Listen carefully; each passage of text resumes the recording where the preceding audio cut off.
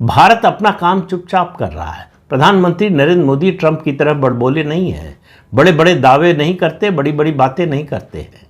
वो चुपचाप देश को आगे ले जाने का काम कर रहे हैं। मशहूर अर्थशास्त्री जेफरी ने अमेरिका के राष्ट्रपति डोनाल्ड ट्रंप को भारत पर 50% टैरिफ लगाने के फैसले पर सीधे शब्दों में बेवकूफी कहा है। जी हां, उन्होंने साफ कहा यह कदम अमेरिका को बर्बाद करेगा, भारत को नहीं।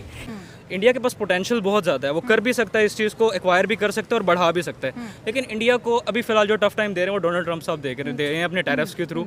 मोनोपली वो नहीं चाहेंगे कोई एक नया प्लेयर उनकी जगह पे आके मोनोपली को तोड़े, उनके रेट्स को कम करे और क्या कहते हैं ट्रेड रूट्स को वो बांटना पड़े, उनको शेयर्स को बांटना पड़े। तो इंडिया कर सकते हैं, इंडिया के पास पोटेंशियल बहुत ज़्यादा है, लेकिन उनको थ्रेट देने वाले और उनको गिराने वाले बहुत लोग हैं। ज़ाहिर है आपको पता है साउथ एशिया में अगर कोई मुल्क ऊपर आएगा जो पहले से मगरमच्छ बैठे हुए हैं वो तो पकड़ने की बिल्कुल वो बिल्कुल नहीं आने देंगे। इवन अगर इंडिया ऊपर आएगा तो आई थिंक पाकिस्तान के पास एक ऐसा पोटेंशियल जो है ना बेनिफिट ये होगा कि हमें बाहर की कंट्रीज हमें ऊपर लाने की कोशिश करेंगे, क्योंकि वो देखते हैं कि इनको टफ टाइम देने वाला सिर्फ पाकिस्तान या साउथ एशिया में और कोई कंट्री नहीं है, क्योंकि हम भी न्यूक्लियर पावर है। कोई हमें ऑफ बैलेंस नहीं होने देगा। ऑफ बैलेंस हमें बैक करने वाले बहुत लोग आएंगे अंदर। इवन फ्रांस आएगा, इवन हमारे पास आएगा, चाइना आएगा। चाइना ऑलरेडी हमारा फ्रेंड है और अभी देखें आप अभी जो रिसेंटली आप न्यूज़ देख रहे हैं ज़्यादातर हमें ट्रम्प साहब बहुत ज़्यादा बैक कर रहे हैं। वो तो चाहते हैं कि एशिया के अंदर उनका एक ऐसा मैं तो कारिंदा ही बोलूँगा जो कि गलत बात भी है। वो चाहते हैं कि वो सपोर्टर कह लें एशिया में एम्बेसडर बन के वो चाहते हैं कि एशिया के अंदर हम उनको एक तरह से ना उनको हम उनके एम्बेसडर बन के उनके लिए काम करें। अमेरिका की आर्थिक दुनिया का सबसे बड़ा नाम जेफरी जब खुले मंच पर कहता है कि भारत पर टैरिफ लगाना बेवकूफी है तो इसका मतलब साफ है, अब दुनिया ही नहीं बल्कि अमेरिका के अंदर भी भारत की शक्ति को नकारना असंभव हो चुका है। एएनआई को दिए हुए इंटरव्यू में जेफरी ने जो कहा वो इतिहास में दर्ज होने जैसा है। उन्होंने कहा इतना ज्यादा टैरिफ लगाने का कोई मतलब नहीं, ये सही नहीं है, इससे कुछ नहीं होगा। भारत पर टैरिफ लगाना हर लिहाज में बेवकूफी है।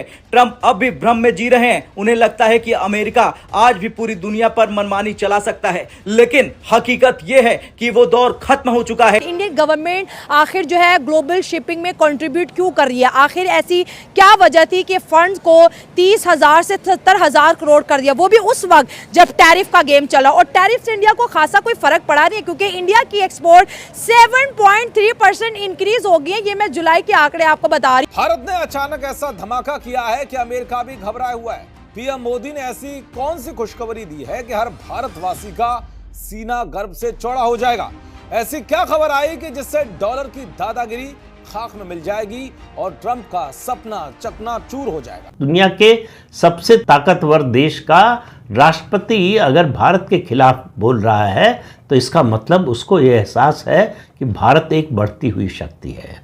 दूसरा खतरा जो ट्रंप को और अमेरिका को महसूस हो रहा है वो भारत का ब्रिक्स का सदस्य होना।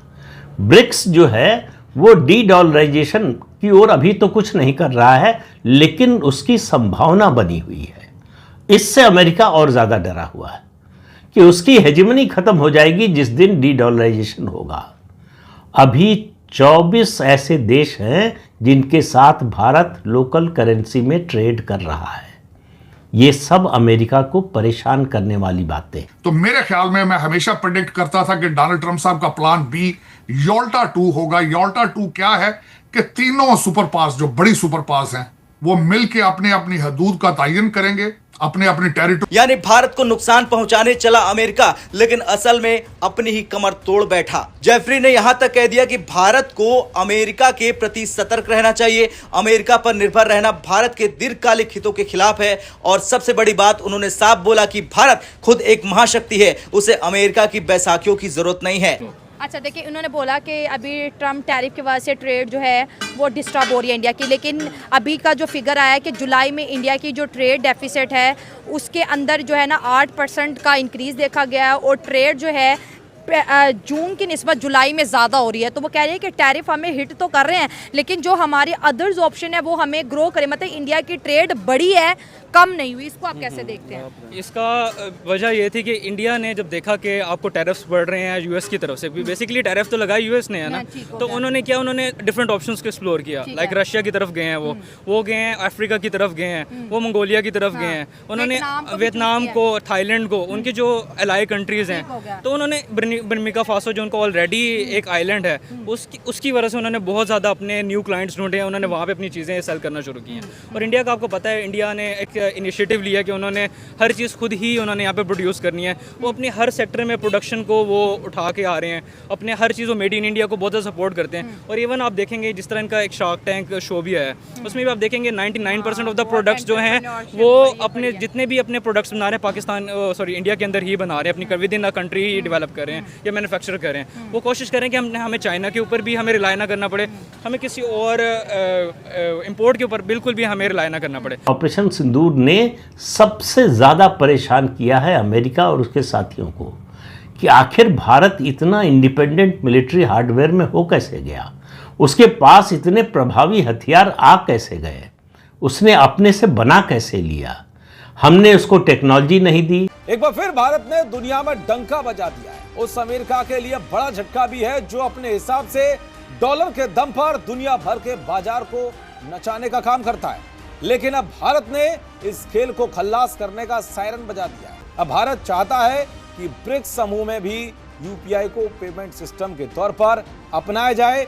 आईएमएफ की रिपोर्ट के मुताबिक यूपीआई अब सिर्फ एक पेमेंट सिस्टम नहीं बल्कि भारत के डिजिटल आत्मनिर्भरता की पहचान बन गया है। जैसे हम बात करते हैं 2047 आत्मनिर्भर भारत की बात करता है, ये वो सपना है जो शिपिंग के बगैर कंप्लीट नहीं हो सकता है। इंडिया अब अपने शिप बनाएगा ग्लोबली और अपनी ट्रेड रूट को और भी तेज करेगा और अपने पास ताकतवर जहाज रखेगा। और इसमें ना सिर्फ इंडियन गवर्नमेंट बल्कि फॉरेन इन्वेस्टमेंट, डायरेक्ट इन्वेस्टमेंट और प्राइवेट कंपनीज भी आके जी कंट्रीब्यूट करेंगी। ये एक बड़ी डेवलपमेंट है। मैं समझता हूं कि डोनाल्ड ट्रंप साहब हमेशा, अब इस वक्त जो हालात हैं कि पिछले 4 साल, बल्कि 4 साल नहीं है 12 साल की वीक अमेरिकन फॉरेन पॉलिसी, और इस वक्त जितनी जंगें दुनिया के अंदर चल रही हैं, इस वक्त जो हालात हैं इस दुनिया के, डोनाल्ड ट्रंप साहब मुसलसल अपनी कैंपेन के दौरान वादे करते रहे कि वो जंगों को रोकेंगे, वो चीजें कंट्रोल करेंगे।